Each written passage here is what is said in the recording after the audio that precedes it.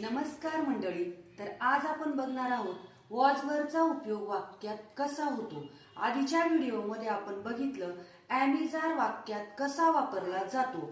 ॲमिजार हा वाक्यात वर्तमान काळामध्ये आहे या अर्थाने वापरला जातो आणि वॉजवर हा वाक्यात भूतकाळामध्ये होता, होती, होते या अर्थाने वापरला जातो.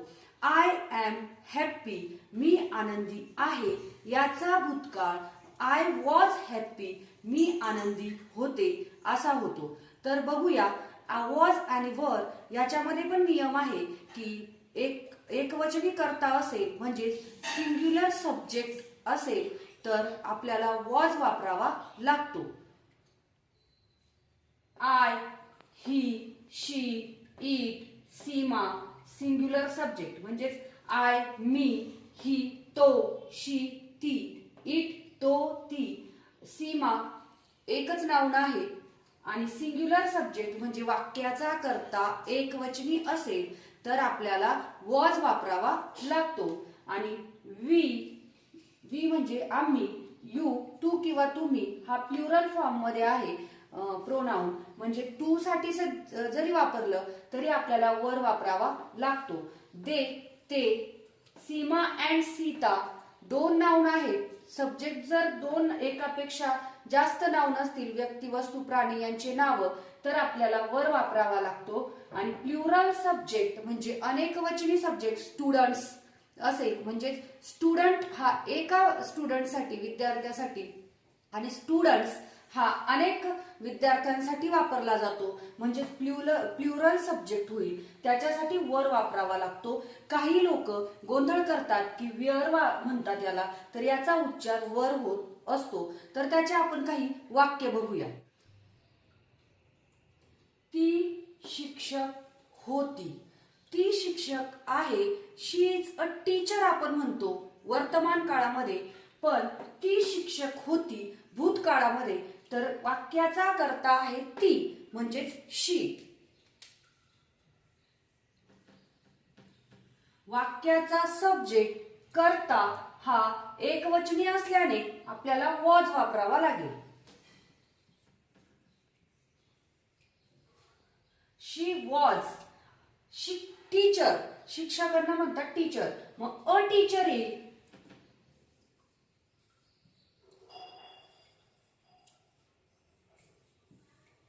अ टीचर हा का कुठे वापरला जातो यावरून सुद्धा गोंधळ आहे. जेव्हा काउंटेबल नाउन असेल 1, 2, 3, 4 आणि जेव्हा एकच नाउन असतं म्हणजे एकासाठी वापरतो तेव्हा अ टीचर. जेव्हा अनेकवचनी टीचर्स असतं तर काय वापरला गेला नसता. वाक्यामध्ये कसा आला हा बऱ्याच जणांचा गोंधळ असतो म्हणून मी इथे सांगतेय. आणि जेव्हा क्वालिटी असते हॅप्पी, सॅड त्यावेळेस वापरला जात नाही. ती शिक्षक नव्हती, नकारात्मक वाक्य कसं वापरायचं तर शी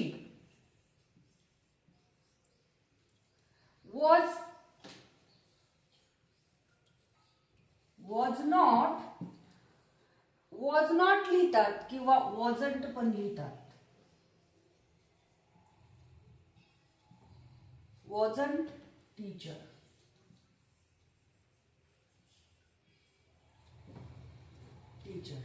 ती शिक्षक होती का? आता आहे एस नो टाइप क्वेश्चन म्हणतात याला. येस ऑर नो मध्ये याचं उत्तर येत असतं. ती शिक्षक नव्हती का किंवा ती शिक्षक होती का त्यावेळेस आपण म्हणतो यस.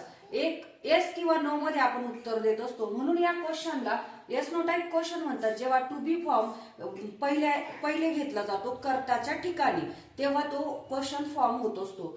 तर ती शिक्षक होती का तर वॉज येणार आहे आधी. वॉज कर्ताच्या जागेवर टू बी फॉर्म आला, नंतर कर्ता आला she. Was she a teacher?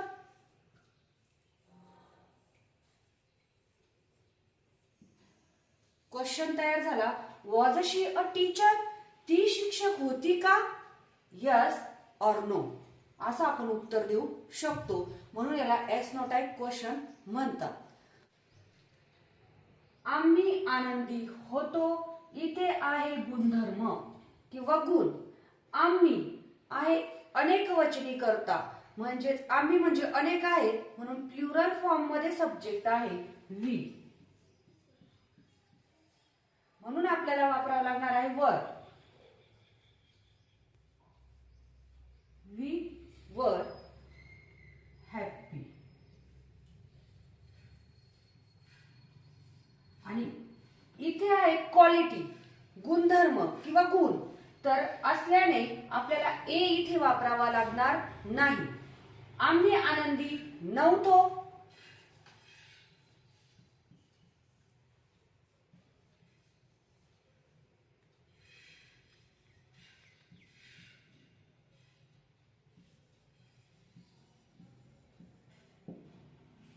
We were not happy.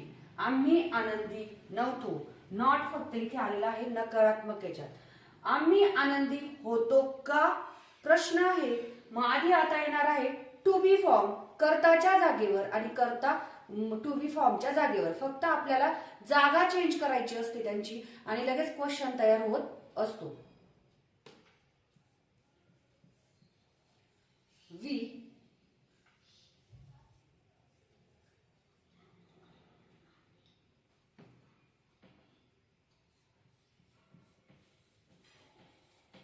Were we happy.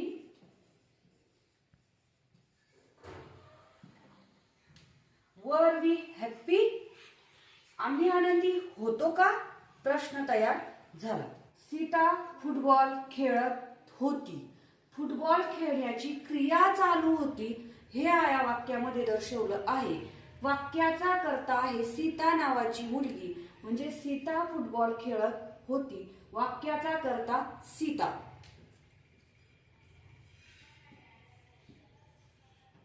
Sita. आता इथे एकवचनी कर्ता आहे म्हणून वॉज. सीता वॉज. काय क्रिया करत होती. खेळण्याची. मग खेळण्याची क्रिया करत होती, क्रिया चालू होती म्हणून आयएनजी क्रियापदाला लागेल.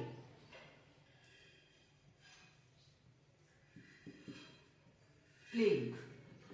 Sita was playing football.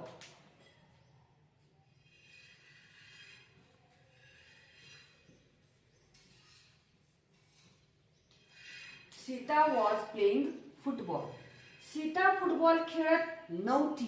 नकारात्मक वाक्य आहे.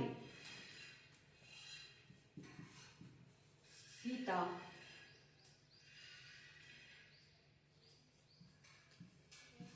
was not playing. इथे आला was not playing a football.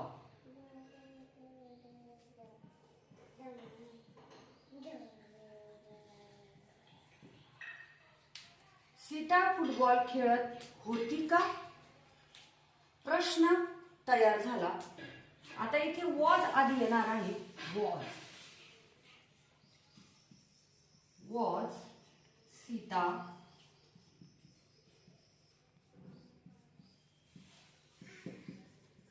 Playing football. Was Sita playing football म्हणजे या दोघांची जागा फक्त चेंज झाली, कर्ता आणि टू बी फॉर्मची. बाकी वाक्य जसल्या तसंच राहिलं आणि फक्त इथे प्रश्नचिन्ह खेळत होती का. मग was Sita playing football. Sita football खेळत होती का. Yes or no.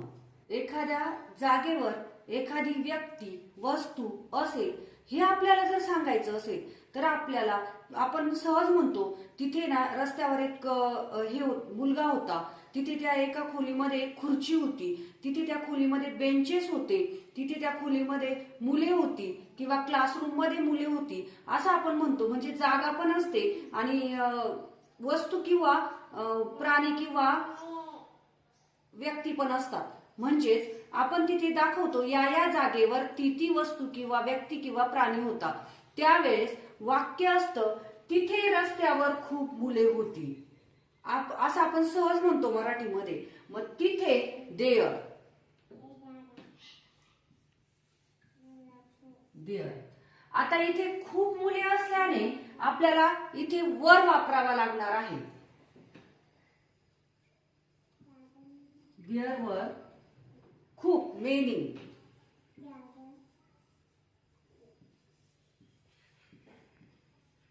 Many boys. There were many boys रस्त्यावर, on the street.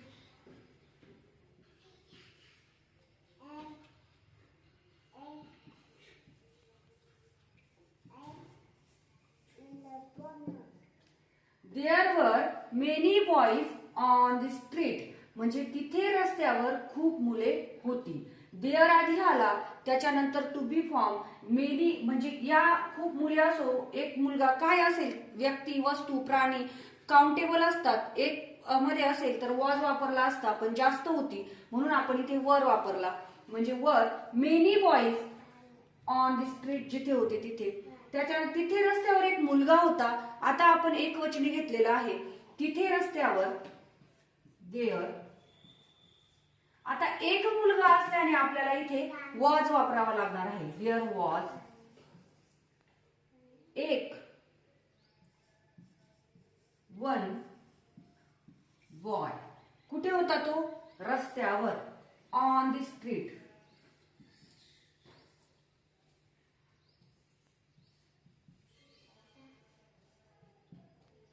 There was one boy on the street. म्हणजे तिथे रस्त्यावर म्हणजे एका जागेवर एखादी व्यक्ती, वस्तू, प्राणी आपल्याला होते दाखवायचे असेल तेव्हा देअर वॉज आपण सहज वापरत असतो. म्हणून हे वाक्य पण घेतले आपण. आता she dash dash a doctor, it dash dash a tiger, we dash dash a tired, I dash dash at home. हे सगळे वाक्य तुम्ही कमेंट बॉक्स मध्ये वॉज, वेअर सब्जेक्ट नुसार वापरून पाठवायचे आहे. आणि असेच नवनवीन व्हिडिओ बघण्यासाठी, सोप्या पद्धतीने इंग्लिश शिकण्यासाठी, मराठीद्वारे इंग्लिश शिकण्यासाठी व्हिडिओला लाईक करा, शेअर करा आणि चॅनलला सबस्क्राईब करा.